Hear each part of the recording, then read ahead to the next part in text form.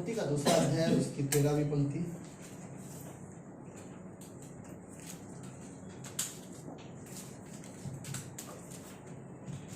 Okay, मत्ती का दूसरा अध्याय वचन 13। उनके चले जाने के बाद देखो, प्रभु के एक दूत ने स्वप्न में यूसुफ को दिखाई देकर कहा, उठ, इस बालक को और उसकी माता को लेकर मिस्र देश को भाग जा। जब तक मैं तुझे न कहूं तब तक वहीं रहना, क्योंकि हेरोदेस इस बालक को ढूंढने पर है ताकि उसे मरवा डाले। और ये बालक कौन है? यीशु मसीह, जिसे हेरोदेस जान से मारना चाहता है। इस प्रार्थना करते हैं। धन्यवाद यीशु मसीह, धन्यवाद पिता, आप जीवन देने वाले थे, आप जीवन देने वाले हो। आप पर विश्वास करके कई लोग आज भी आनंद जीवन पाते हैं, कईयों का जीवन परिवर्तन होता है। God, हमने रियली देखा है। हम धन्यवाद देते हैं प्रभु यीशु। क्रिसमस हमारे लिए सच में खास बात है। आप इस धरती पर जन्म लिए, यह हमारे लिए सच में खास बात है पिता। हमारे लिए बड़े सच में बड़े आनंद की बात है। हमारे लिए एक उद्धारकर्ता जन्मा है। धन्यवाद आज शाम की सभा के लिए प्रभु यीशु। गॉड, मदद करना कि जो आज का संदेश हो गॉड हम समझ सके, सिर्फ डॉक्ट्रिनली नहीं गॉड, सिर्फ थियोलॉजी के हिसाब से नहीं, बट गॉड हम रियली हम आपको समझना चाहते हैं कि हम आपको समझ सकें। धन्यवाद यीशु मसीह। प्रार्थना यीशु मसीह के नाम से करते हैं, आमीन आमीन। आप सब लोग बैठ सकते हैं।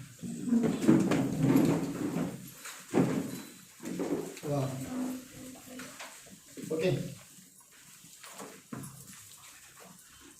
सो ओके, जब हमने पंक्ति पढ़ा, यूसुफ सोया हुआ था, उसे रात को उसको दर्शन दिया। चलो इस कहानी में शुरुआत में जाते। शुरुआत में क्या था?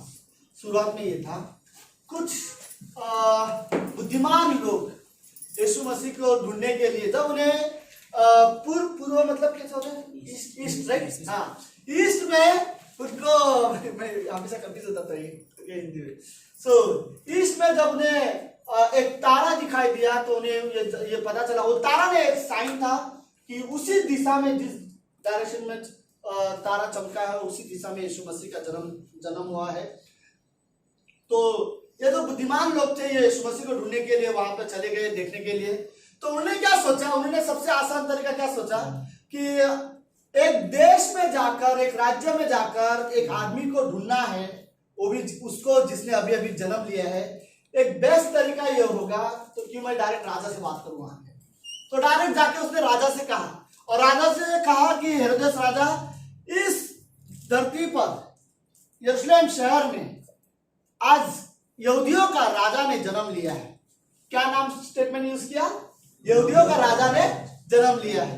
आपको याद है यीशु मसीह का मरने का मेन कारण क्या था? उसके नाम पर चिट्ठी पर क्या लिखा दिया था? ये कहता है कि ये यहूदियों का राजा है, राइट। लोगों ने कहा, सिपाहियों ने कहा कि ऐसा मत लिख कि ये यहूदियों का राजा, ऐसा लिख कि ये कहता है कि ये यहूदियों का राजा है। और फिर पिलातुस ने कहा, मैंने जो लिख दिया सो लिख दिया, और उसने क्या लिख दिया? यहूदियों का राजा। लेकिन उन बुद्धिमान की ये शब्द सच थी, और उन्होंने राजा के सामने कहा कि यहूदियों का राजा ने जन्म लिया है। और हेरोदेस सोचे, मैं राजा हूं और तू मेरे सामने आके खड़ा होकर बोल रहा है कि यहूदियों का राजा ने जन्म लिया है? ऐसा कैसे हो सकता है? यहूदियों का राजा इस समय मैं हूं, राइट। लेकिन वो बुद्धिमान थे, शास्त्री थे, इसलिए वो उनके साथ रिस्पेक्ट से बात कर रहा था। उसने कहा, आपको कैसे पता चला कि उसने यहाँ पर जन्म लिया?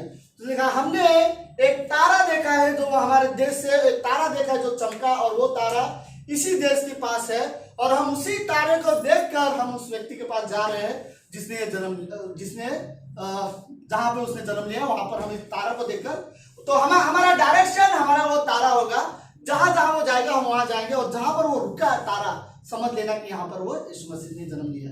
तो वो जाने के लिए तैयार हो गया था। ओके, हेरोदेस बेचैन हो गया, वो गुस्सा भी हो गया, बेचैन भी हो गया, उसको समझ में नहीं आया। उसने अपने एरिया के शास्त्री और जो फरीसीज होते जो पढ़े लिखे, उनको बुलाया, फिर उनसे कहा कि आपका बाइबल क्या कहता है, पहला पुराने नियम में क्या लिखा हुआ है? तो उन्होंने कहा, हाँ ये बात तो सही है कि मसाया जन्म लेने वाला है, हमारे लिए एक उद्धारकर्ता। यशायाह की किताब में पूरी तरह से बात कहा गया है। यशायाह 6 में बोलता है, तुम्हारे लिए एक बालक उत्पन्न होगा, प्रभुता उसके कांधे पर होगी, और उसमें पूरा डिटेल दिया गया है कि वो एक इमानुएल होगा, वो मीका ने उसके बारे में कहा कि बेथलेहम शहर में उसका जन्म होगा, ये बात सही है। और उसके टाइम के हिसाब से अब यह समय आ चुका है कि उसका जन्म कहीं पर हो चुका है। तो उन्होंने कहा, हेरोदेस राजा ने कहा, सुनो तुम भी जाओ और ढूंढो कि वो कहां पर है, राइट। और जो पहले आए थे, जो बुद्धिमान पुरुष, उनसे उसने कहा हमें तो पता नहीं, लेकिन आप जाके ढूंढिए, अगर आपको मिल जाए प्लीज हमें भी बता देना, तो हम भी इसका प्रणाम करना चाहते हैं। और जो तीन जो बुद्धिमान लोग थे वो एक्चुअली यीशु मसीह को प्रणाम के लिए आए थे, मतलब प्रणाम दंडवत करने के लिए आए थे। तो राजा ने कहा मैं भी करना चाहता हूँ, मिले तो बता देना। तो जब ये तीन बुद्धिमान लोग वहां पहुंचे उसके पास, राइट, और जब उसके पास पहुंचे तो उन्होंने यीशु मसीह को देखा। यीशु मसीह को और कुछ ने सोना दिया, कुछ ने लोबान दिया। यीशु मसीह को तीन जने अलग अलग तीन तोहफे दिए, और फिर उन्होंने वहां पर यीशु मसीह को दंडवत किया। तीनों ने यीशु मसीह की आराधना की, और उसने यीशु मसीह की वर्शिप की कि तू रियली उद्धार करता है, परमेश्वर का पुत्र है। और मरियम साइड में खड़ी है, यूसुफ साइड में खड़ा है। ये लोग भी सोच रहे थे इनको कहाँ से ये सारी चीजें पता चल रही। और उन्हें यीशु मसीह को देखा और उसे दंडवत की, फिर वो वहां से चले गए।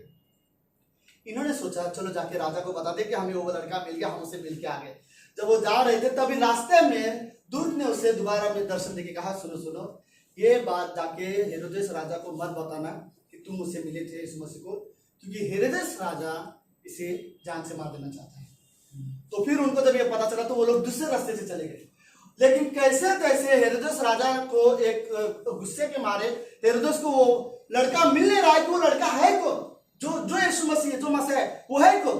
तो हेरोदेस राजा ने एक नियम लिखा, उसने कहा 2 साल के नीचे जितने भी बच्चे पैदा हुए हैं उन सबको मार दो, एक को भी मत छोड़ो, ताकि मैं नहीं चाहता कि मेरा राजगद्दी कोई और ले, मेरा घराना लेगा मेरा राजगद्दी, इजराइल यहूदियों का राजा मेरे घराने से होगा, कोई और आएगा इसे मुझे पसंद नहीं है। एक काम करो, उसके जन्म होने से पहले उसे मार देते, अभी हमको पता नहीं कि वो बच्चा कौन है, तो जितने भी 2 साल के नीचे बच्चे सबको मार दो, ताकि उसी में वो बच्चा भी मर जाएगा। तो जब ये डिसीजन हेरोदेस ने लिया और यूसुफ अपनी पत्नी के साथ यीशु मसीह के साथ वो बेथलेहम में आराम से जब वो सो रहे थे, तब स्वर्गदूत ने उसे सपने में दर्शन देके कहा, यूसुफ उठ जा, अपनी बेटी और अपनी पत्नी और अपने बेटे को ले और तू यहाँ से मिस्र देश में चले जा, दूसरे देश में भाग जा, और जब तक मैं ना कहूं तब तक तू वापस इस देश में मत आना, क्योंकि जो राजा है वो तुझे मारने के लिए ढूंढ रहे, इस बच्चे को मारने के लिए ढूंढ रहे। मेन मुद्दा वो इस बच्चे को मारना चाहते हैं। तो फिर जब सुबह हुआ तो यूसुफ ने अपने बच्चे को लेकर यीशु मसीह को लेकर वहां पे चला गया।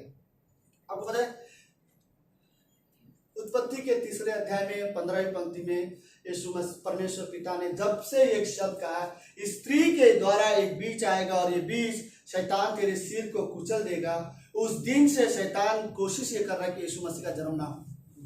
इसने ये पहली बार जन्म की कोशिश नहीं था, ये यीशु मसीह के जन्म को रोकने का शैतान का ये आखिरी कोशिश था। सबसे पहली बार उसने कोशिश तब किया था जब उसने पूरी दुनिया में जल प्रलय लाना पड़ा था परमेश्वर को। याद है जब नूह के समय में जो जल प्रलय हुआ, उससे पहले शैतान ने क्या किया, शैतान ने अपने दूतों को कहा कि जाओ और इंसान के पुरुषों और स्त्रियों से शादी करो और तुम बच्चे पैदा करो।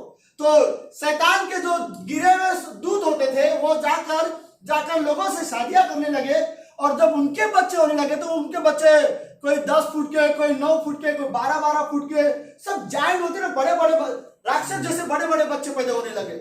और फिर इनडायरेक्टली क्या होता, उस स्त्री का जो बीज आने वाला था वो बीज खराब हो रहा है, राइट, वो बीज आने वाला था वहां से, तो शैतान ने अपने बीज में डाल दिए। तो उसी बीच में कोई परिवार सुरक्षित नहीं था सिवाय नूह के, इसीलिए परमेश्वर ने इस दुनिया को जल प्रलय से मरवा दिया। कई बार हम सोचते परमेश्वर है, वो इतना सारा दुख कैसे कर सकते। बाइबल में लिखा है जल प्रलय लाने के बाद बाइबल में सबसे पहले अगर कोई दुखी था तो वो परमेश्वर था। परमेश्वर ने जल प्रलय को देखने के बाद और कई सारे लोग मरने के बाद परमेश्वर बोलता है कि मुझे बुरा लगा कि मुझे ये करना पड़ा, लेकिन करना जरूरी था, वरना मैं हमेशा के लिए जितने लोग बाद में आते थे उन सबको भी खो देता था और इन्हें भी खो देता था। इससे अच्छा था कि मुझे ये डिसीजन मुझे लेना पड़ा, क्योंकि एक परिवार नूह का बचा हुआ है और उसके बच्चे बचे हुए, अगर उन्होंने भी उन गिरे हुए शैतान के परिवार में वो मिक्स हो गए तो फिर यीशु मसीह के आने के लिए बीज तैयार नहीं था। तो वो उस बीज को खराब करना चाहता था शैतान।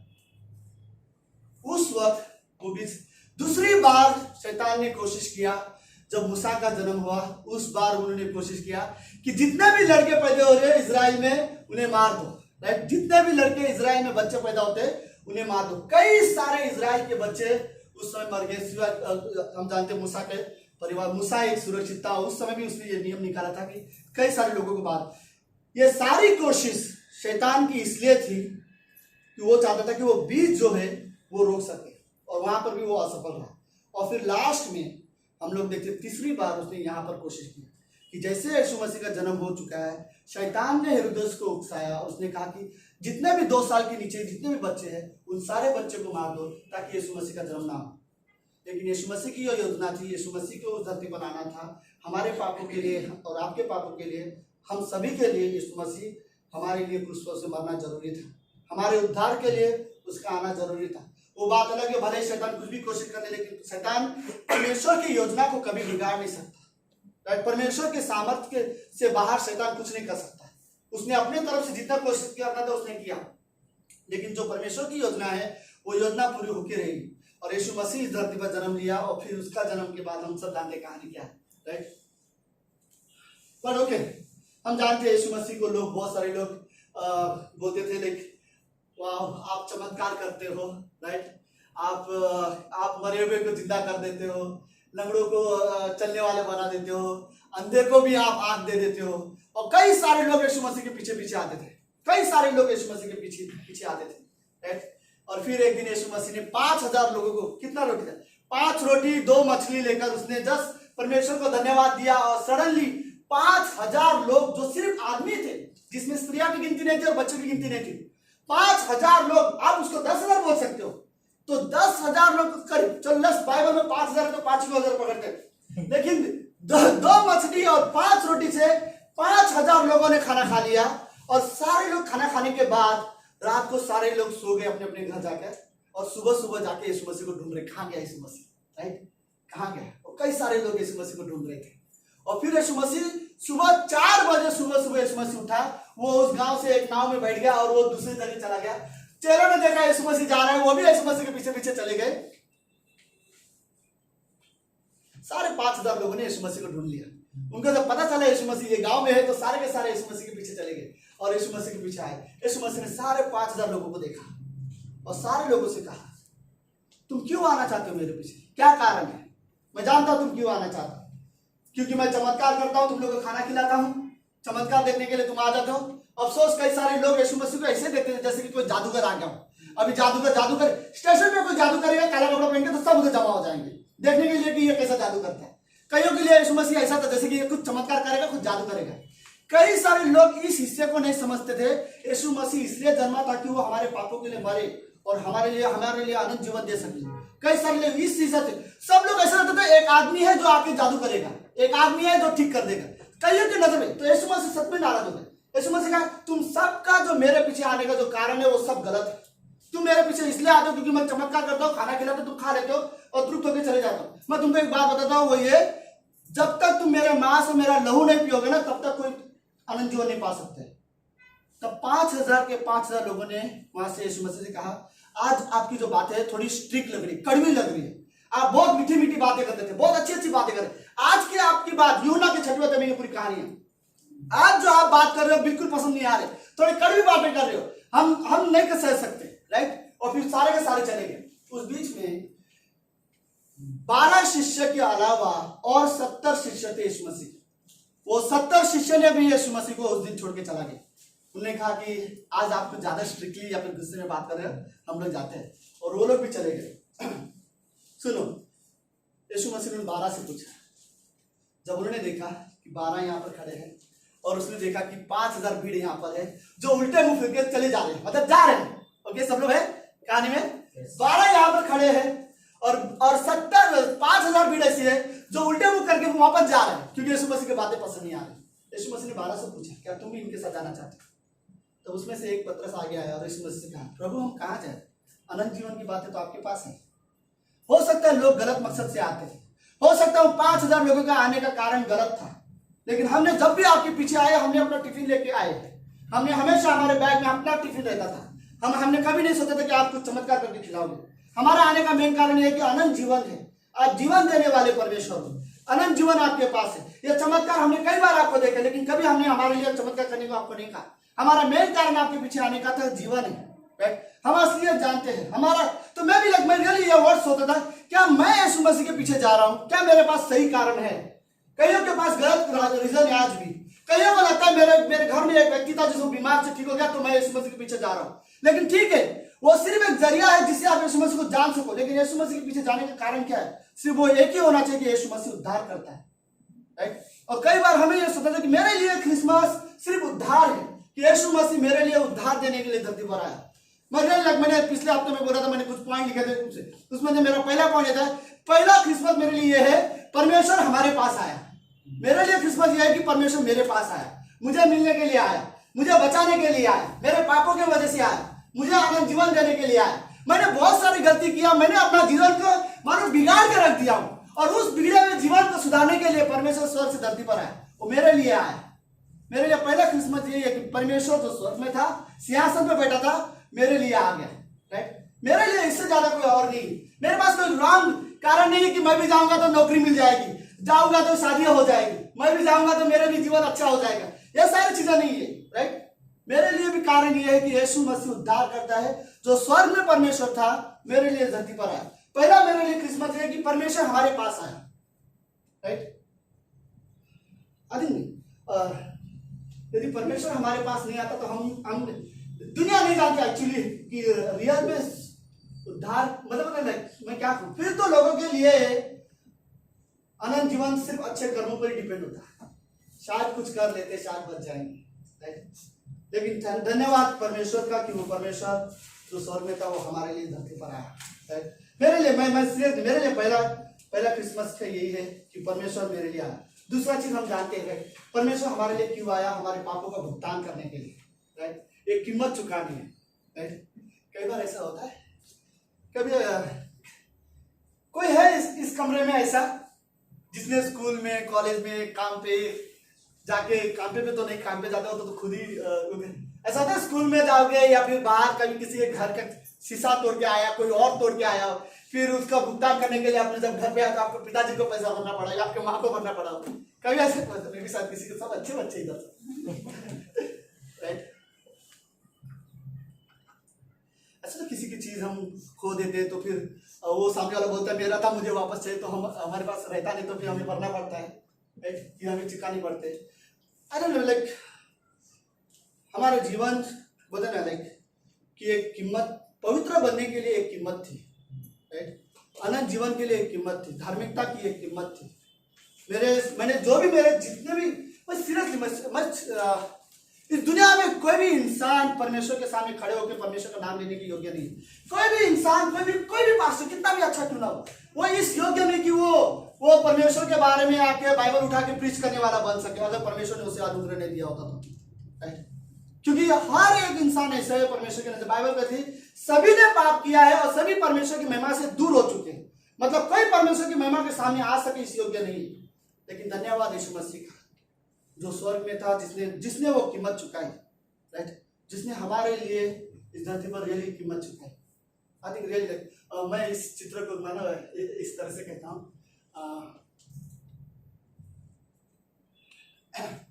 हमको याद है जब यीशु मसीह जब क्रूस पर मरा था तो उसने कितने शब्द बोले थे? हाँ, जोर से बोलो, 7। ओके, तो अभी ये भी बता कि वो 7 पहले कौन से थे। चलो लेट्स स्टार्ट, ओके। और 6-7 मिनट, टेंशन मत लो, ओके। सब लोग हर जगह, हाँ, ओके। और कौन से 7 थे? पहला तो आगे पीछे होगा चलेगा, बट इतना याद रखो, इट इज फिनिश, वो सेकंड लास्ट है, ओके। इसे माफ कर देना, ये नहीं जानते कि इसने क्या किया है। ये पिता इन्हें क्षमा कर, ये नहीं जानते ये क्या कर रहे हैं। मुझे इस पंक्ति में हमेशा से मैं ये वर्ड सोचता हूँ, जो लोग यीशु मसीह को मार रहे थे उसमें से एक भी व्यक्ति खड़ा होकर यीशु मसीह को सॉरी नहीं बोल रहा था, लेकिन उसके बावजूद यीशु मसीह ने सबके लिए माफी मांगी, राइट। कई बार हम सोचते हैं ना, आज जब वो माफी मांगेगा तब मैं इसे माफ करूंगा, राइट। लेकिन यीशु मसीह माफ बोलते नहीं, इंतजार नहीं किया। तो पहला शब्द ये था, ओके, कि पिता इन्हें क्षमा कर, नहीं जानते ये क्या कर रहे हैं। दूसरा क्या था? प्रभु ये आवाज कम हो जाए, हाँ, बाहर तो चल रही है, हाँ, ये नारी तेरा बेटा है, बेटा तेरा माँ, ओके। उसने यूहन्ना को देखे कहा था, राइट, कि ये नारी ये तेरा बेटा है, और तो मरियम को वो नारी बोलता है। आप गलत मत समझना, अपनी माँ को नारी कैसे बोलते हैं। उस जमाने में एक स्त्री को रिस्पेक्ट के लिए भी बोला जाता था, ये सब आदर के लिए भी बोला था। लेकिन क्रूस पर मरियम को यह समझ आना चाहिए कि उद्धार करता परमेश्वर मर रहा है, मेरा बेटा नहीं। ओके, तीसरा शब्द क्या था? एक ही आदमी बोलेगा, आज ही रात तू मेरे साथ होगी। ओके, जोर से उसने कहा आज रात तू मेरे साथ स्वर्गलोक में होगा। Very good. चौथा क्या था? हे पिता तूने मुझे क्यों त्याग दिया। हाँ, हे पिता हे पिता तूने मुझे क्यों त्याग दिया। Very good. ओके, पांचवा क्या था? मैं प्यासा हूं। राइट। और छठवा क्या था? पूरा हुआ। राइट। और सातवां क्या था? हे पिता मेरे साथ मैं अपना आत्मा तेरे हाथ में सौंपता हूँ। और फिर उसने अपनी प्राणता की। ओके लेट्स सुनो। ओके, धरती पर सारे लोग थे, यीशु मसीह क्रूस पर मरा था और वो मर रहा था। उसने जैसे ये सात सब बोल रहा था और कई सारे लोग रो रहे थे, कई सारे लोग दुख मना रहे थे, कई सारे लोगों को यह दर्द सजा होगा। मैं भी डेफिनेटली स्वर्ग में भी बुरा लगा होगा, लेकिन मेरे अंदाज से सारे के सारे स्वर्गदूत तो काउंटडाउन क्या बोलते हो, काउंटडाउन बोलते ना कि हाँ जस्ट स्टार्ट किया होगा। राइट। जैसे पहला वर्ड बोला सब लोग स्वर्गदूत बोलते एक। राइट। जैसा दूसरा वर्ड बोला 2 3 और जैसा उसने कहा पूरा हुआ, वैसे सारे स्वर्गदूत ने एंजॉय किया होगा। क्योंकि परमेश्वर की योजना जो पिछले 6000 साल से जो बनाया गया था, उस योजना को यीशु मसीह ने क्रूस पर पूरा कर दिया। यहाँ तक कि शैतान ने उसे 3 बार खत्म करने की कोशिश किया था और उसके जन्म के समय में भी उसे मारने की कोशिश किया, लेकिन शैतान कभी भी सफल नहीं हुआ। उसके बावजूद भी यीशु मसीह ने अपना जो वादा था वो क्रूस पर उसने पूरा किया और उसने कहा कि पूरा हो गया। पूरा हो गया का मतलब यह जो कुछ भी इंसान के लिए करना था परमेश्वर को, वो सब पूरा हो गया। अब हर एक इंसान पवित्र है, हर एक इंसान धर्मी है, हर एक इंसान परमेश्वर के पास जा सकता है। क्योंकि सुनो, डॉक्टर स्टीवन बड़ा अच्छे वर्ड्स बोलते हैं। डॉक्टर स्टीवन अपने मैसेज में बोलते हैं अब जो इश्यू है वो क्या सीन नहीं है लेकिन सन है। मतलब इंग्लिश में ज्यादा अच्छा लगता है। राइट। इश्यू ऑफ सीन नहीं है, सन है। मतलब मुद्दा अभी पाप का नहीं है, पुत्र का है।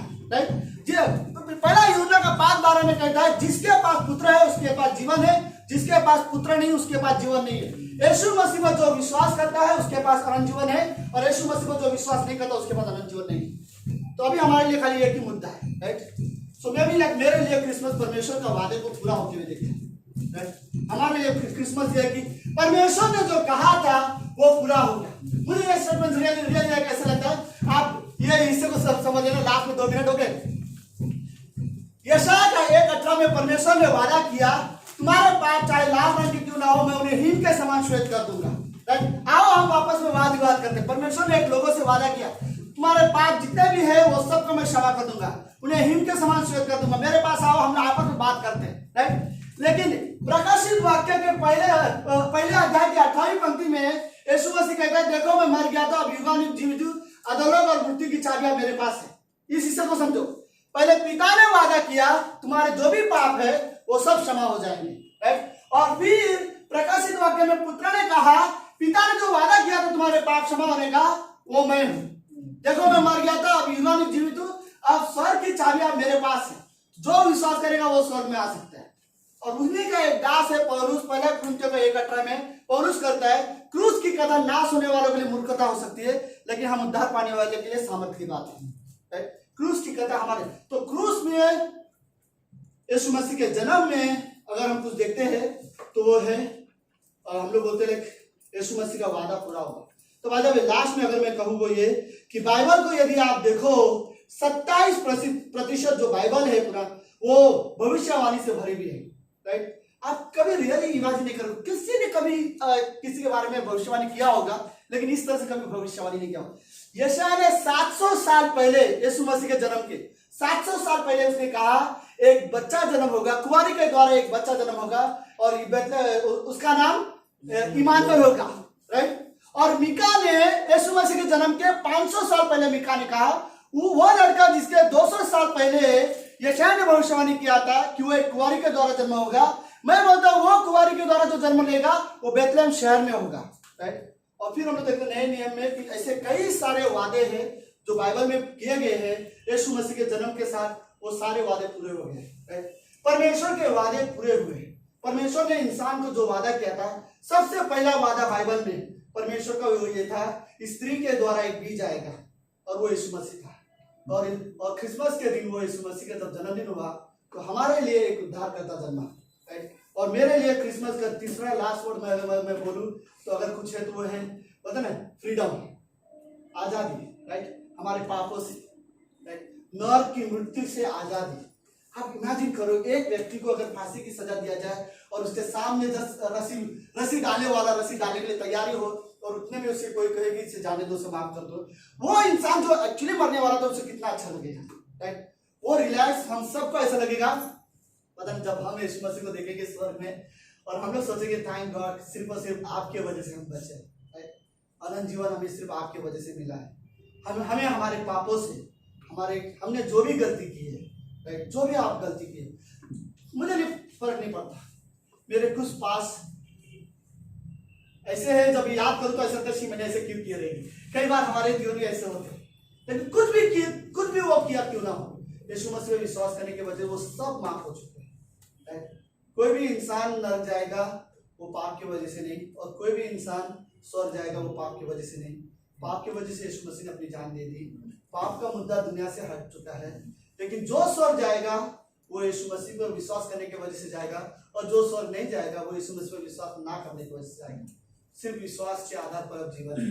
आमीन। इस प्रार्थना करते हैं। धन्यवाद प्रभु यीशु, धन्यवाद गॉड, हमें ये मौका मिला कि हम आप पर विश्वास कर सकें। आपके बलिदान की कीमत इस दुनिया में कोई नहीं चुका सकता पिता। हम रियली धन्यवाद देते कि आप हमारे लिए मारे गए, तीसरे दिन जीवित हुए। आप पवित्र हो प्रभु यीशु, आप हमारे लिए मारे गए, तीसरे दिन जीवित हुए। हम विश्वास करते हैं प्रभु कि इस धरती पर कोई जीवन देने वाला परमेश्वर है तो वो सिर्फ आप हो। आपने हमें बनाया, आपने हमें बचाया। हम रियली आपको धन्यवाद देते हैं। प्रार्थना करते हैं प्रभु कि हम आप पर विश्वास करें और हम विश्वास में बने रहें, हम आप में बने रह सकें। आपने हमें पवित्र बनाया गॉड, वरना कोई व्यक्ति अच्छे काम से स्वर्ग नहीं जा सकता, सिर्फ आप पर विश्वास करके जा सकता है, क्योंकि आपने जो किया वो काफी है। हमारे काम कभी भी हमें आपके जितने पवित्र नहीं बना सकते, लेकिन आपकी अनुग्रह ने हमें आपके जितना पवित्र बना दिया। हम धन्यवाद देते हैं उस बलिदान के लिए। धन्यवाद प्रभु कि आप इस धरती पर 2000 साल पहले हमारे लिए आए। ये हमारे लिए क्रिसमस है, स्वर्ग से परमेश्वर हमारे पास आए। धन्यवाद पिता, धन्यवाद परमेश्वर। प्रार्थना यीशु मसीह के नाम से करते हैं, आमीन।